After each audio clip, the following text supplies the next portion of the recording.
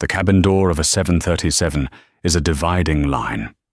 On one side, it's the chaotic, public world of the terminal. On the other, it's a pressurized tube where the crew's word is law. But what happens when that law is unjust? What happens when a flight attendant, entrusted with the safety and service of 150 souls, decides one of them isn't worthy? On Trans-American Flight 1128 from Los Angeles to Chicago, Senior Flight Attendant Brenda Sullivan made a choice. She chose to deny service, respect, and dignity to a black woman in Seat 2B. What she didn't know was that the woman she was humiliating was the one person who could end her entire career. The air at LAX Gate C-34 was thick with the usual smells of stale coffee, jet fuel, and traveler's anxiety. Trans-American Airlines Flight 1128 to Chicago O'Hare was in its final boarding phase. Brenda Sullivan, a 22-year veteran of the skies, stood at the doorway of the Boeing 737. Her platinum blonde hair was pulled into a tight, regulatory bun that seemed to match her mood. Today, her smile was painted on, but her eyes were like steel traps, scanning, judging. Her feet throbbed in her TAA-issued heels. She'd just had a fight with her station manager over a scheduling error, and she was in no mood for people. "Welcome aboard," she said, the words as hollow as a wing flap. She watched the first-class passengers board, Mr. and Mrs. Henderson, regulars, flashing their million-miler tags, Mr. Thompson in 2A, a tech bro in a $2,000 blazer, already on his phone. Then she saw her. The woman was in her late 40s, African-American, dressed in a simple, well-tailored navy pantsuit. She carried a leather briefcase that had seen better days, and a small carry-on roller bag. She paused at the threshold, her eyes scanning the cabin with an unsettling degree of detail. "Good morning," the woman said, her voice quiet but clear. Brenda's smile didn't just fade, it inverted into a look of mild annoyance. She scanned the woman, from her practical, low-heeled shoes to her natural hair, pulled back in a simple twist. "Boarding pass," Brenda snapped. Not a question, a demand. The woman held it up. "Dr. Evelyn Hayes, Seat 2B. "Right," Brenda said, her eyes flicking to the empty seat next to the tech bro. She looked back at Dr. Hayes. "Your roller bag will have to go in the overhead, and it looks full. You'll probably have to gate check it." Evelyn Hayes looked at the first-class closet, 2 feet away, which was currently empty, save for a single suit bag. "Good morning," Evelyn said again, ignoring the comment. "Would it be possible to hang this suit bag for Mr. Thompson?" Wait, no, that wasn't right. Let me rephrase. Evelyn Hayes looked at the first-class closet, 2 feet away. "Would it be possible," she asked, gesturing with her own modest suit bag, "to hang this in the closet? I have a meeting as soon as I land." Brenda's lip curled. "That closet is for crew and full-fare passengers on international connections. You'll have to use the overhead bin like everyone else." Evelyn's expression didn't change, but her eyes held Brenda's for a beat too long. "I am a full-fare passenger," she said simply. "Ma'am, the bins are above your seat." Just then, Mr. Thompson in 2A, having finished his call, stood up. He unzipped his own garment bag, a flashy Toomey model. "Excuse me, sweetheart," he boomed at Brenda. "Mind hanging this for me? Don't want the Armani getting wrinkled." Brenda's entire demeanor shifted. A high-voltage smile snapped into place. "Oh, absolutely, Mr. Thompson. Right away. Can I get you a pre-departure water or some champagne?" "Champagne? Why not?" he said, not even looking at her. Brenda took his bag, carefully hung it in the very closet she had just denied Evelyn, and bustled off to the galley. Evelyn Hayes stood in the aisle. She looked at the closed closet door. She looked at the full overhead bin. Then, methodically, she rearranged 2 other bags to carefully fit her own. She sat down in 2B. From her worn briefcase, she pulled a simple, black, hardcover notebook and a Montblanc pen. She clicked the pen. In the top corner of the page, she wrote, TAA 1128, LAX Ord, 10:15 a.m., Senior FA, B. Sullivan, per name, badge. Incident 1, boarding protocol. Denied access to first-class closet. Reg 121589, cabin safety. Offered same space to passenger in 2A. Differential treatment observed. She didn't look angry. She looked meticulous. Mark Johnson, the junior flight attendant, watched this exchange from the galley. He winced. He was only 6 months out of training. He knew Brenda's reputation. She was old school, which was airline code for a lawsuit waiting to happen. He made a mental note to check on the passenger in 2B himself. The door closed. The safety briefing began. Brenda's voice on the recording, a mockery of the warmth she refused to show in person. As the plane pushed back, Evelyn Hayes put her notebook away, folded her hands, and watched. She was invisible, and for now, that's exactly what she wanted. The 737 climbed to 35,000 feet, a silver dart in the clear blue sky. Below, the mountains of Nevada gave way to the plains. Inside, the cabin hummed. In first class, Brenda Sullivan began the service. She moved with a practiced, almost aggressive efficiency. She loathed this part of the job, the endless, needy demands. She joined the airline in the 1990s, the golden age, when passengers dressed up and flight attendants were glamorous. Now she felt like a glorified waitress fending off bloggers in sweatpants. She reached 2A. Mr. Thompson, another champagne? Or perhaps our California Chardonnay? She purred. Chardonnay. And can I get a snack? I'm starving. Of course. I'll bring the mixed nuts right away. She turned, and her body language created a physical wall. She skipped 2B entirely. Evelyn Hayes, who had been reading a dense government report, looked up. Brenda was already 2 rows back, laughing with the Hendersons. Evelyn pressed the call button. A soft ding chimed in the galley. Brenda, refilling Mr. Thompson's wine, heard it. She looked at the indicator panel. 2B. She rolled her eyes, a theatrical gesture for Mark's benefit. See? It starts. Not even an hour in. Maybe she just wants a drink, Mark offered. She can wait, Brenda hissed. I go row by row. That's the procedure. 5 minutes passed.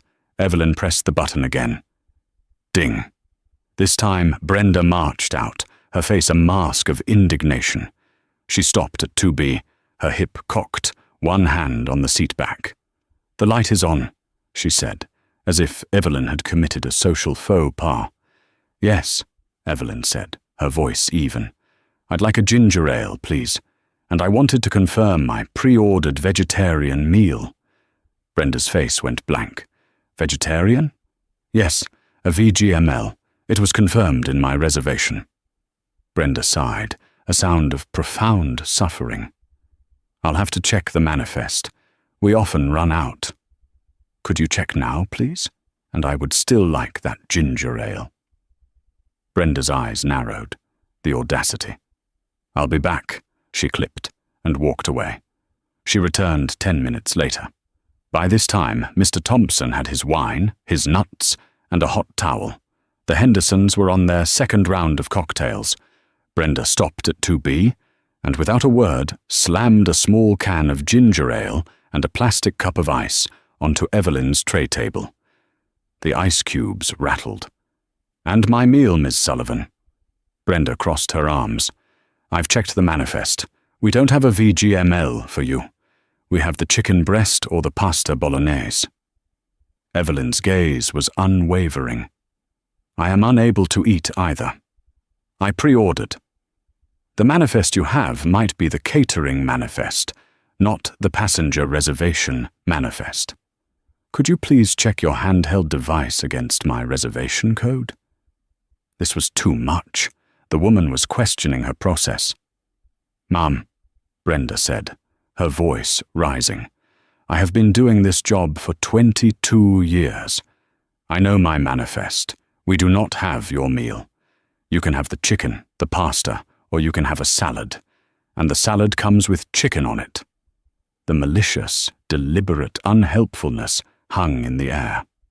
Mr. Thompson in 2A was now listening, a smirk on his face. He was enjoying the show. "Brenda," Mark said, appearing at her elbow, a galley tablet in his hand. He looked terrified. "Brenda, I think I found it. It's right here.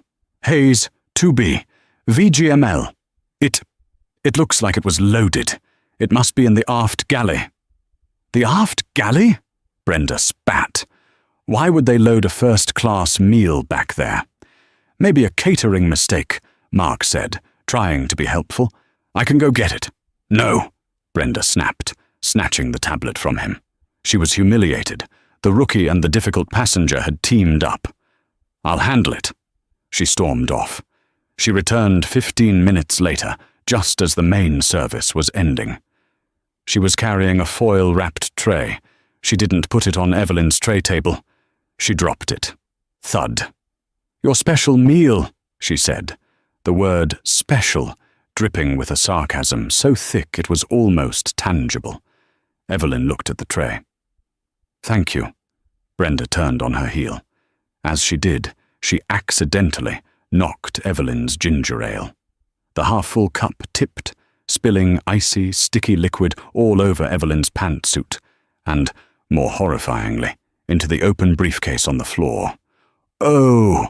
Brenda gasped, her hand flying to her mouth in a perfect pantomime of surprise.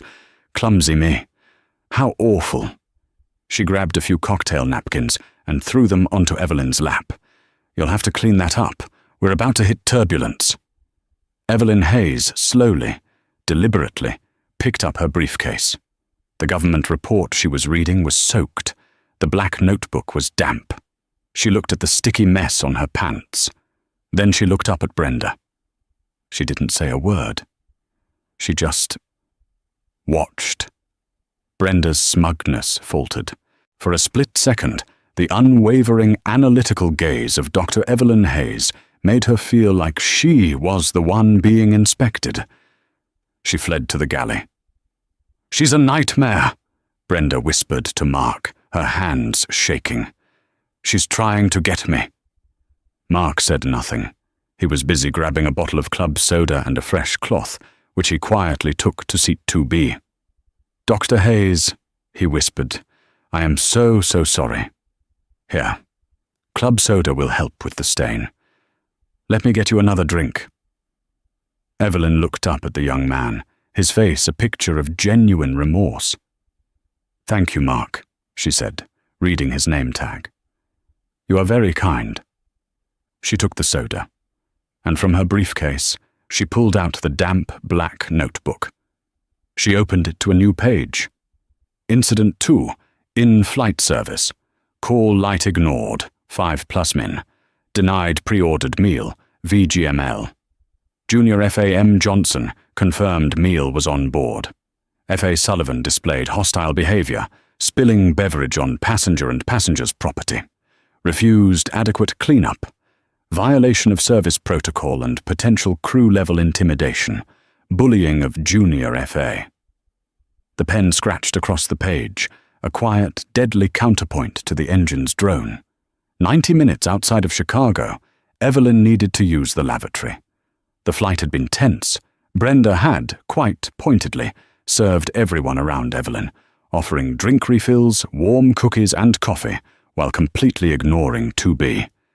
Evelyn sat, reading her damp report, a silent, isolated island in the first-class cabin. She unbuckled her seatbelt and stood up. The front lavatory, just behind the cockpit, was occupied. The occupied sign glowed red. Evelyn, as was standard, stood in the small open area near the galley, just outside the lavatory door, to wait.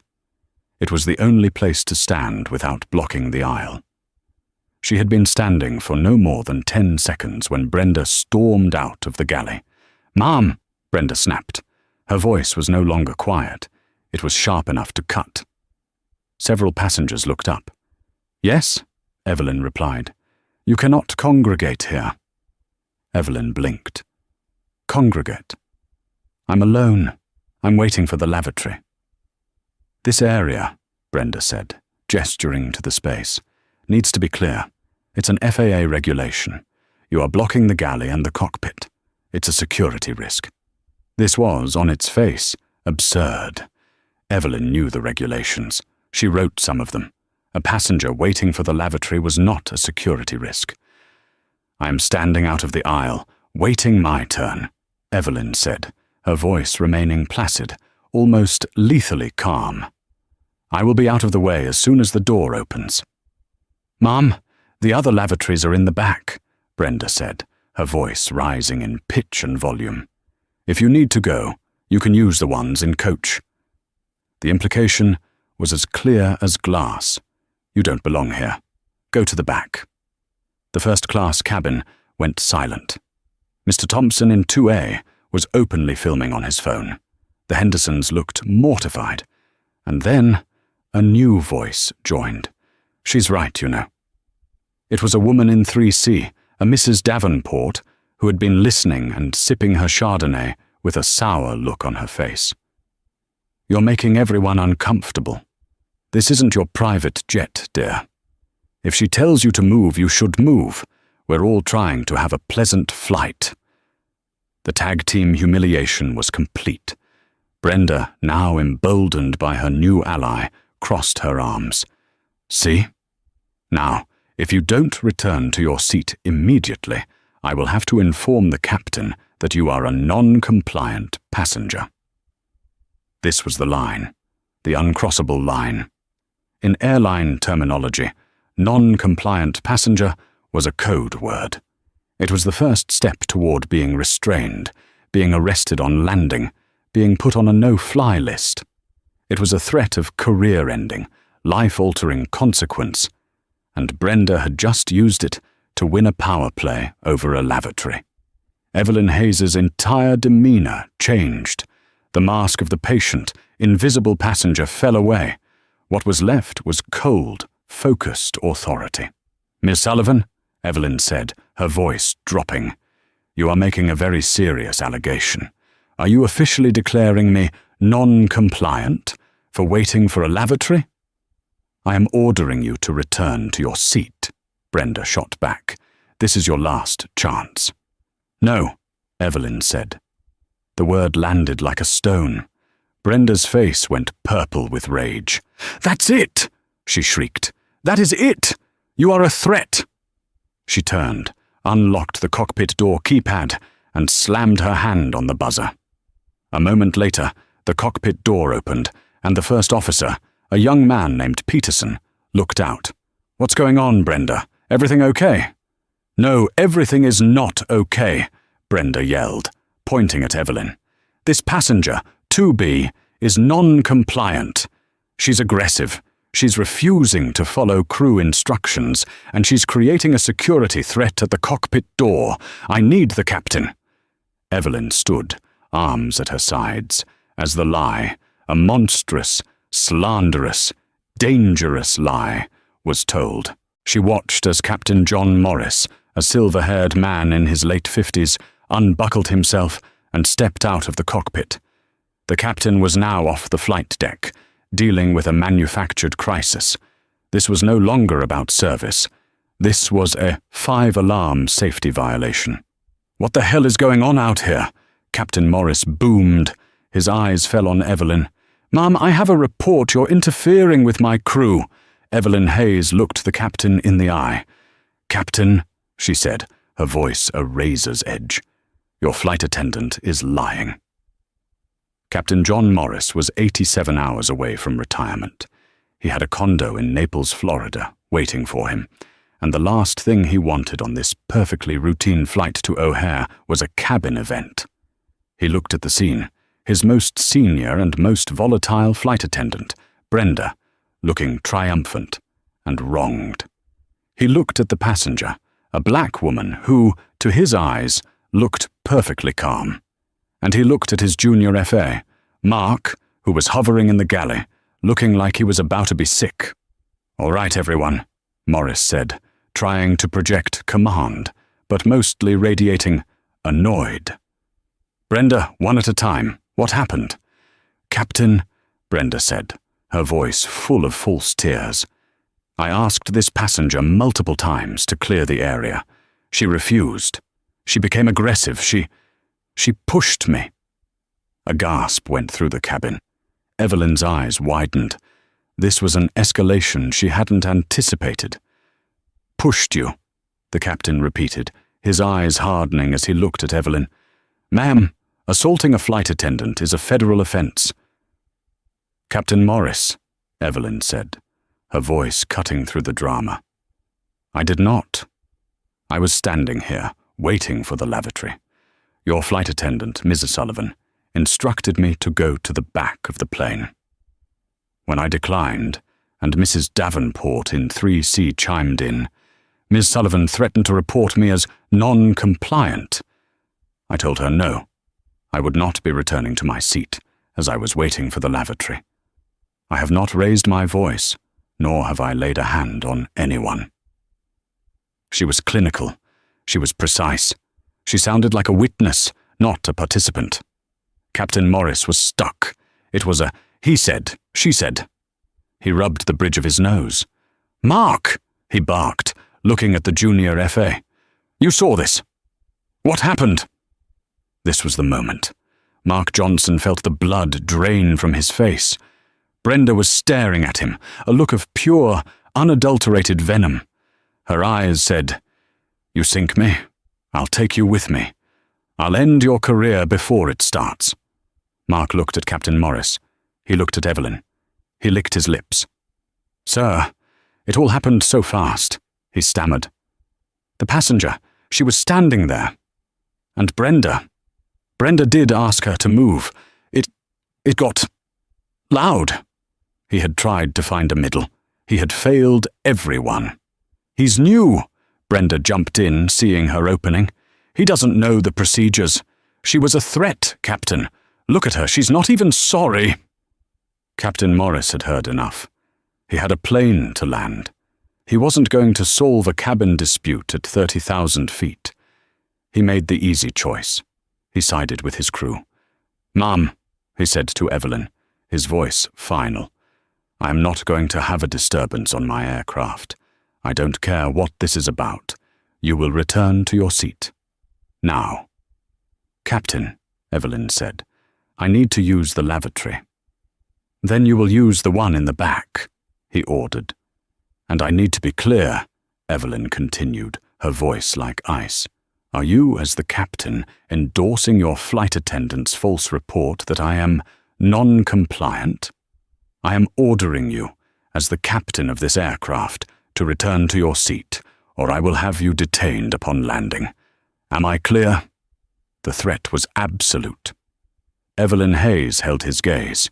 She saw a man who had failed a test, a failure of command, a failure of crew resource management, a failure to de-escalate. "You are perfectly clear, Captain," she said. She turned.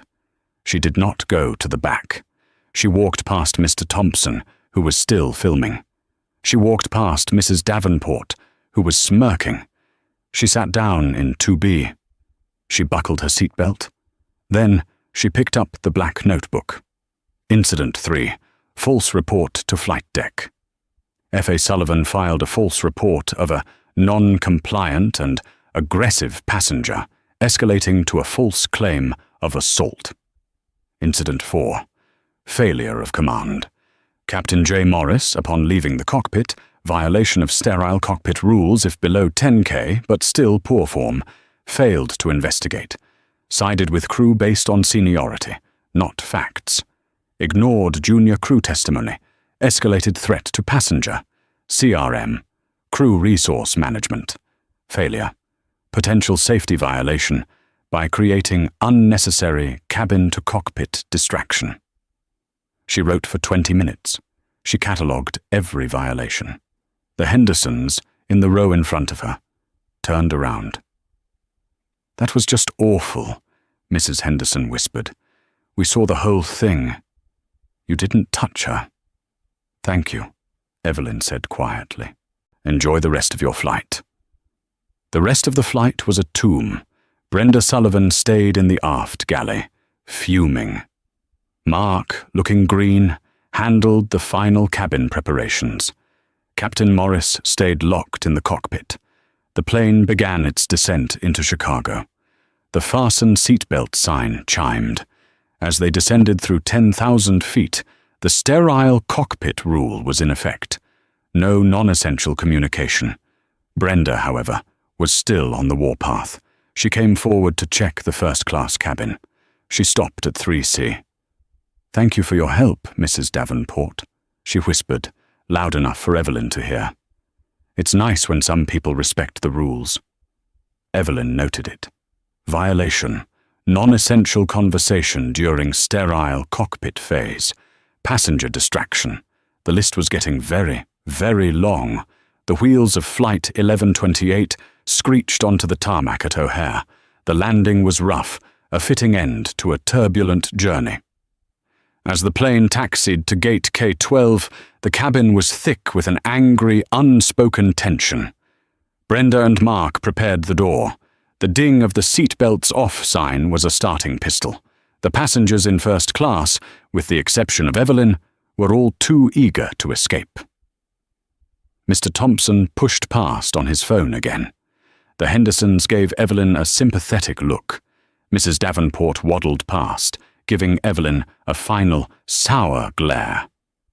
Evelyn Hayes waited. She slowly gathered her belongings. She tucked the damp report into her briefcase.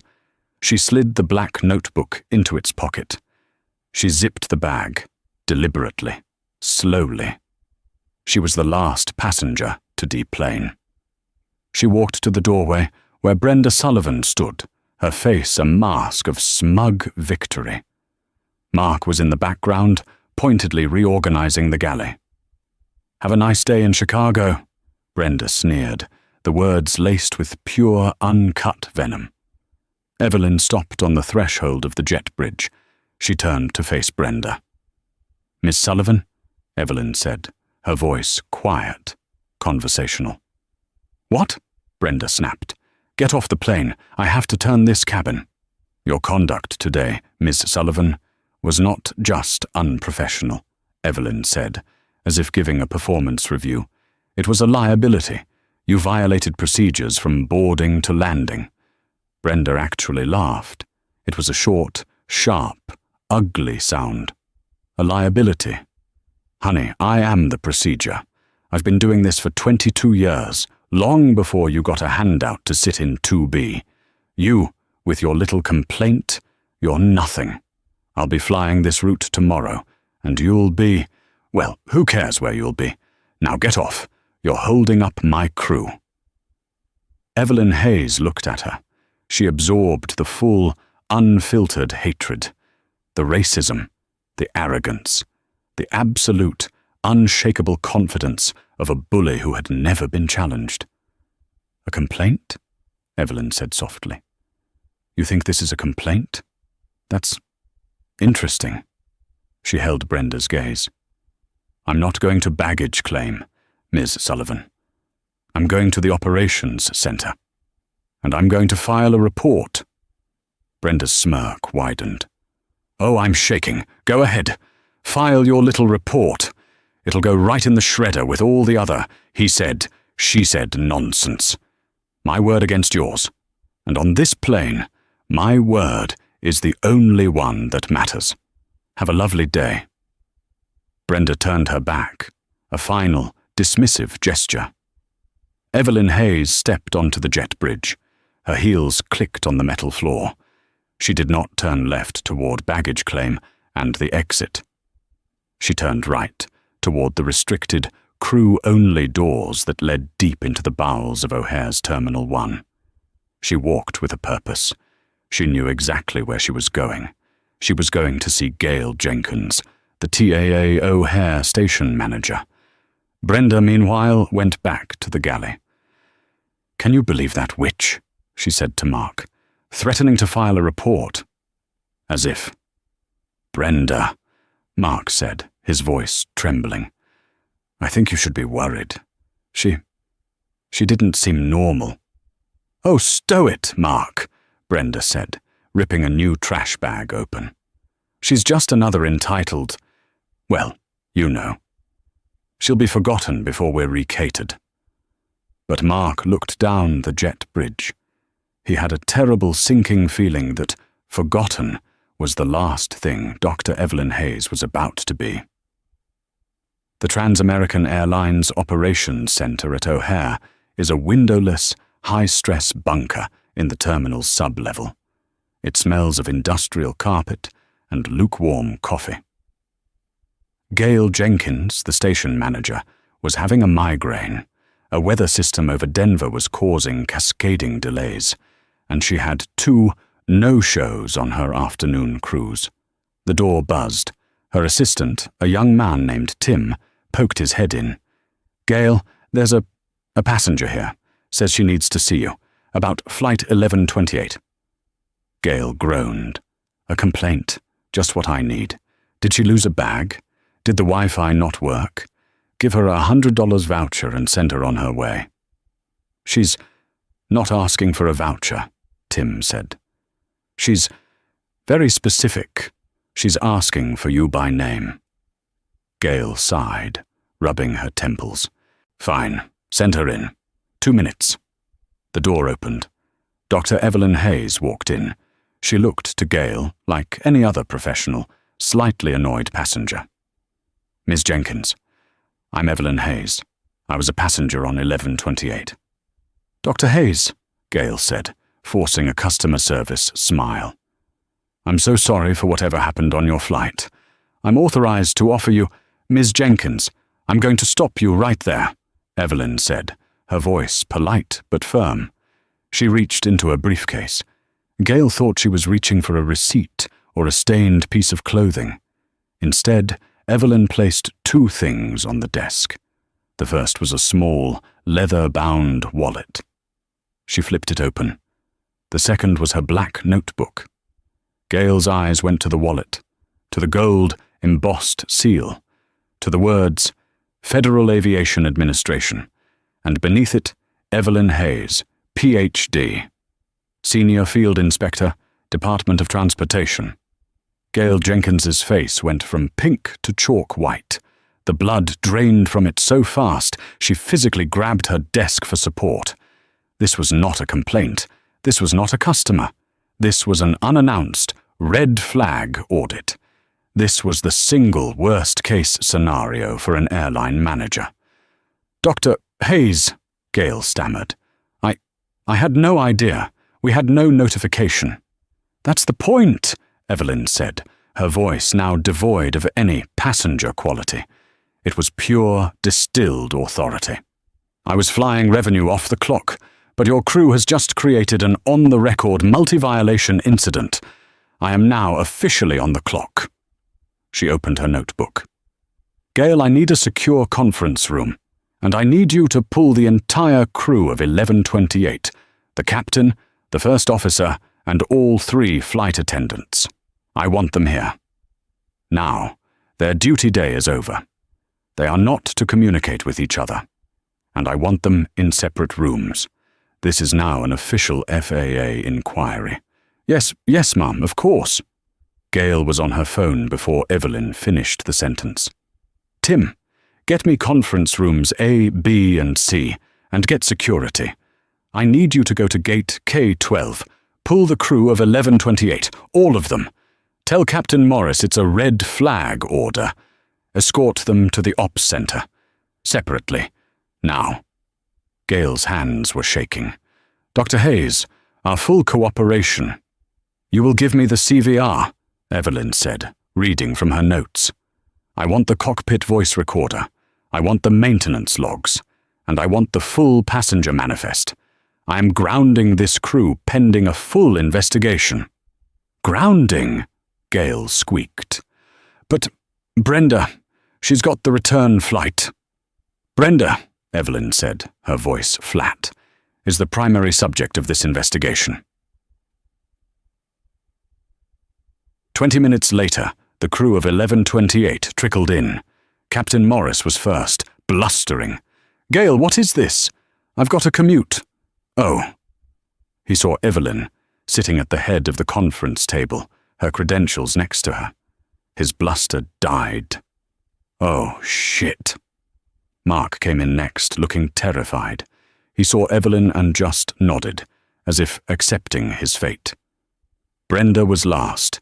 She stormed into the ops center, her roller bag clattering behind her. "Gale, what is this? I'm at the end of my 12-hour duty day, and you pull me off the plane?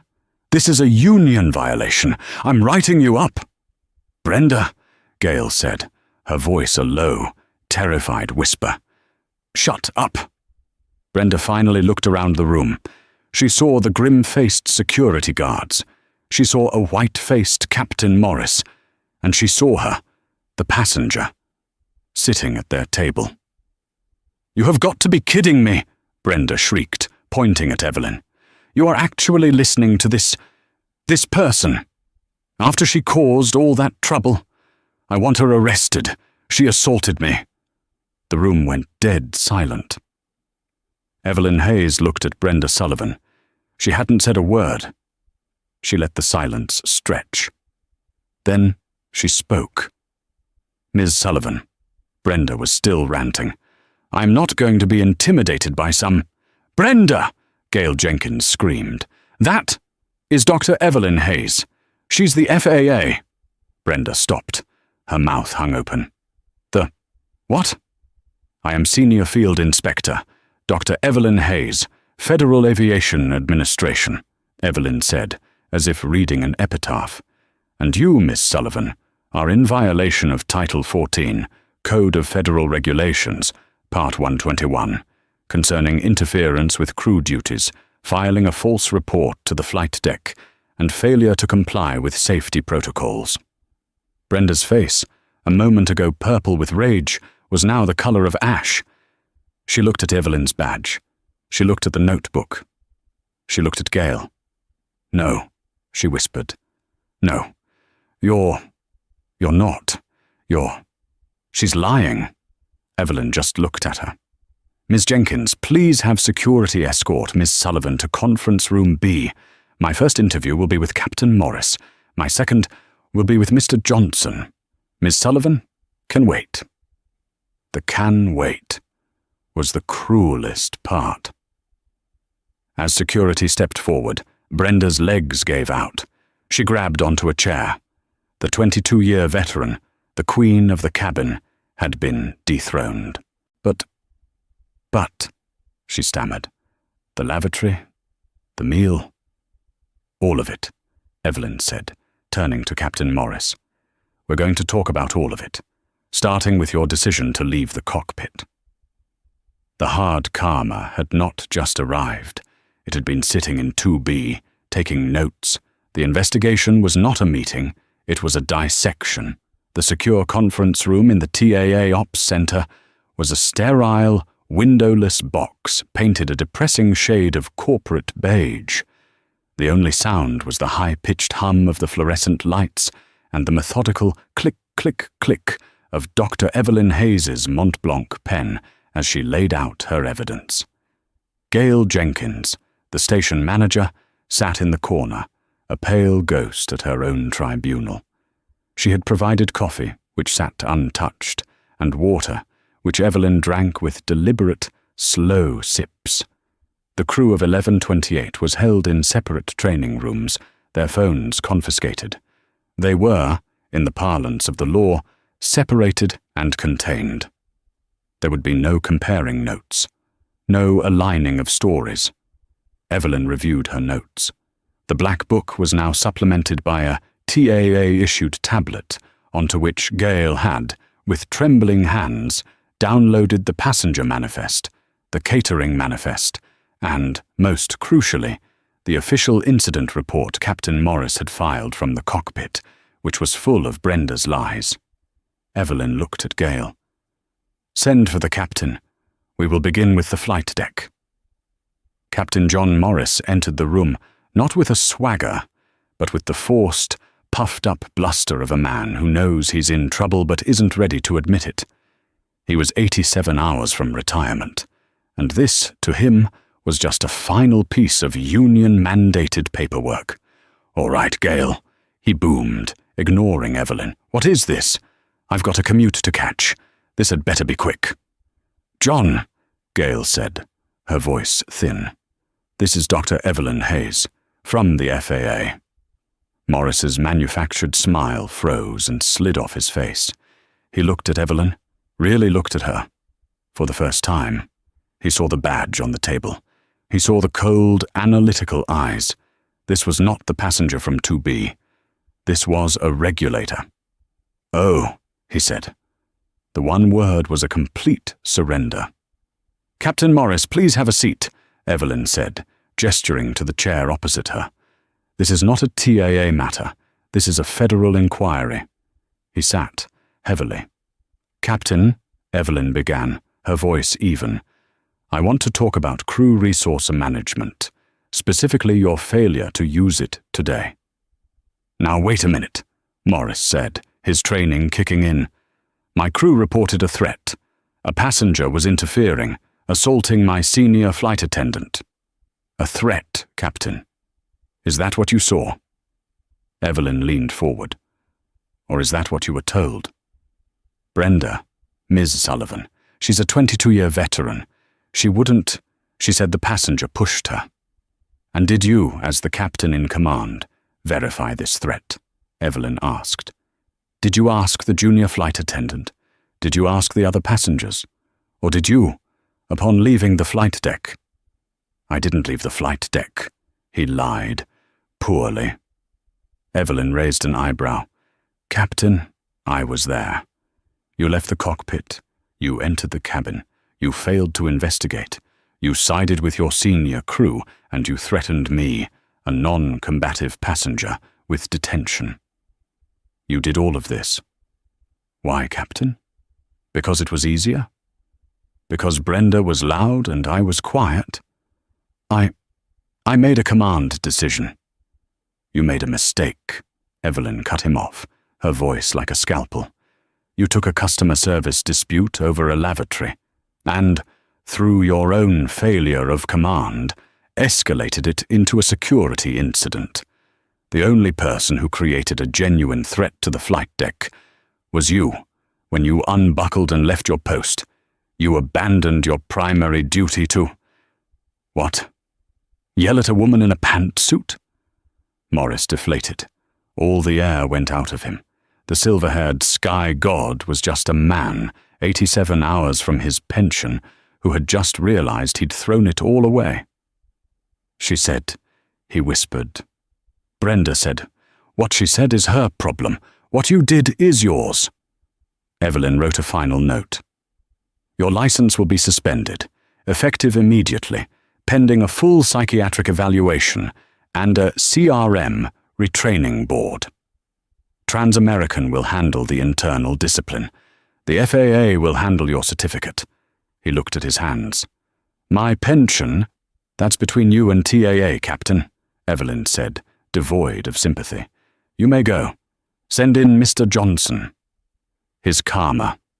Captain Morris was grounded. His triumphant water cannon salute and retirement party were cancelled.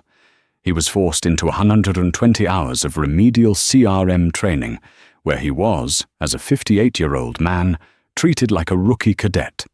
He was fined by TAA for the flight deck violation, a fine that docked his final payout. He never flew as captain again. Mark Johnson entered the room like a man walking to his own execution. He was 26, 6 months on the job, and saw his entire life, his dreams of international routes, evaporating. He sat down before he was asked. "Dr. Hayes," he blurted, I am so sorry. For all of it. The drink, the meal, what she said. Evelyn held up a hand. "Mr. Johnson, why did you lie to the captain?" I didn't lie," he stammered. I said it was loud. You obfuscated," Evelyn corrected. "You had a clear-cut opportunity to de-escalate a situation, by telling the truth to your captain. You could have said, "Sir, the passenger did not push her." But you were silent. Why? Mark looked down, his face flushing with shame. "Brenda," he said, the name like a curse. She's poison, Ma'am. She gets new people on her flights and she tests them. If you cross her, she'll write you up. She'll go to the union. She'll make your life hell. I have loans. I was scared of her." "I understand," Evelyn said, and for the first time, a sliver of warmth entered her voice. "Your fear is understandable. It is not, however, an excuse. Your first duty, Mr. Johnson, is not to your senior flight attendant. It is not to the company's bottom line. It is to Title 14 of the Code of Federal Regulations. It is to safety. That includes the safety of passengers from your crew." She leaned forward. "You saw a passenger being bullied. You saw a senior FA deliberately withhold a meal, deliberately spill a drink, and then file a false, dangerous report to the flight deck. Your silence made you complicit. A failure to report is a black mark, but it's a mark you can clean. A false report, like the one your captain and Ms. Sullivan are facing, you never recover from." His karma. Mark Johnson was given a formal letter of reprimand from the FAA and a 60-day unpaid suspension from TAA. It was a harsh, terrifying, and expensive lesson. But he kept his job. As requested by Gail Jenkins, at Evelyn's suggestion, he was transferred to the San Francisco base, far from Brenda's old territory, and put on international routes. He would spend the rest of his career as a by-the-book, safety-first purist, eventually becoming a union safety rep, vowing to never let another Brenda terrorize a crew. "Before we see her," Evelyn said to Gail, "I need to see the rest of the evidence." Gail had already pulled the statements. The Hendersons had emailed a detailed, scathing review. But the real evidence was from 2A. Mr. Thompson, the tech bro, had indeed posted his video. It had 10,000 views.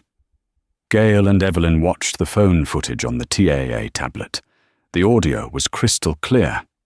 Brenda's voice, "Ma'am, the other lavatories are in the back.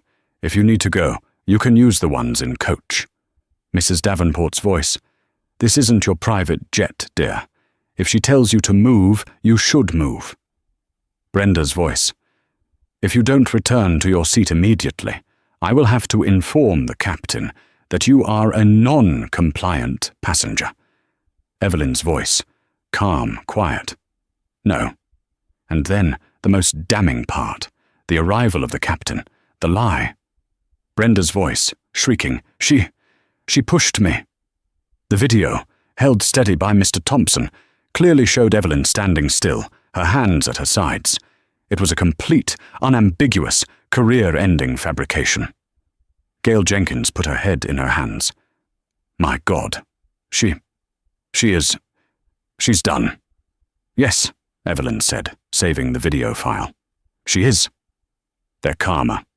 Mr. Thompson's video was used by TAA as grounds for immediate dismissal. Mrs. Davenport, the woman in 3C, was identified from the manifest.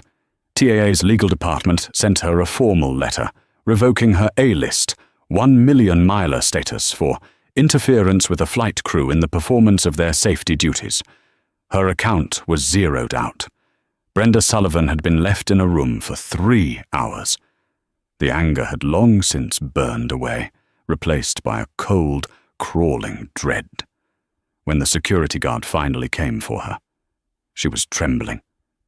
She walked into the conference room. This was not the sobbing, pleading woman Evelyn had expected. Not yet. Brenda had one last card to play. The victim. "Dr. Hayes," she said, her voice thick with fake tears. I'm just so mortified. I don't know what. I think I'm just so stressed with the schedules, Ms. Sullivan," Evelyn said, cutting her off.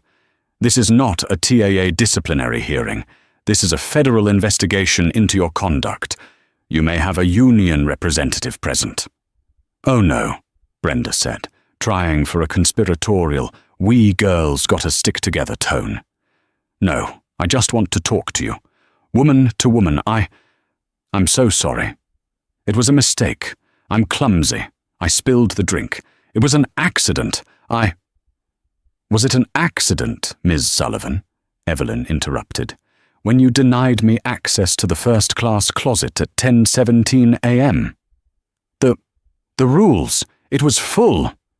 "It was empty," Evelyn stated, "and you immediately offered the same, full closet to passenger 2A. A white male." Brenda's fake tears stopped. He's a million-miler." "I am a million-miler," Evelyn said, a fact that was true, but that she hadn't needed to use.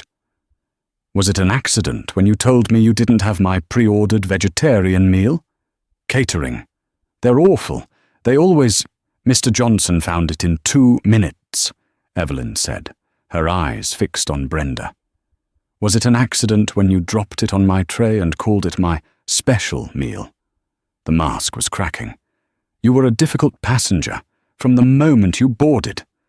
"Difficult," Evelyn repeated, "because I asked for the service I paid for." And now, the final, desperate gambit. The rage. The real Brenda. "Oh, you people are always difficult," Brenda suddenly spat, her voice low and venomous. "You come on here with your attitude and your suits, thinking you're better than everyone, looking for a handout, looking for a lawsuit. You're probably one of those diversity hires, aren't you? That's what this is. You're just trying to ruin me because you can, because I'm a white woman." The accusation hung in the sterile air. Gail Jenkins gasped. Evelyn Hayes did not react. She let the silence stretch. She let Brenda's unfiltered racism echo off the beige walls. "Thank you, Mrs. Sullivan," Evelyn said, her voice a flat, dead calm. "You've just confirmed the why. Now let's move on to the what. At 1:30 p.m., you told the captain in command that I pushed you." I felt threatened," Brenda shrieked. "You were in my space." "This," Evelyn said, turning the tablet around, "is a video from passenger 2A. Let's watch it together." She pressed play. They watched the scene. They watched Brenda lie. They watched Evelyn stand, still as a statue. When the video ended, Brenda was not crying. She was just empty. She had nothing left. No lies, no excuses, no rage. "You filed a false report," Evelyn said, her voice a monotone. "You lied to a captain about a physical assault. You manufactured a security threat on a commercial airliner. You did this because, as you said, I was one of those people." Evelyn closed her notebook. "You are a danger, Ms. Sullivan, not just to passengers. You are a danger to the entire system." Her karma. Brenda Sullivan was fired by Trans-American Airlines before Evelyn even left the ops center. The official cause was gross misconduct, endangerment, and filing a false safety report. But the real blow came from the FAA.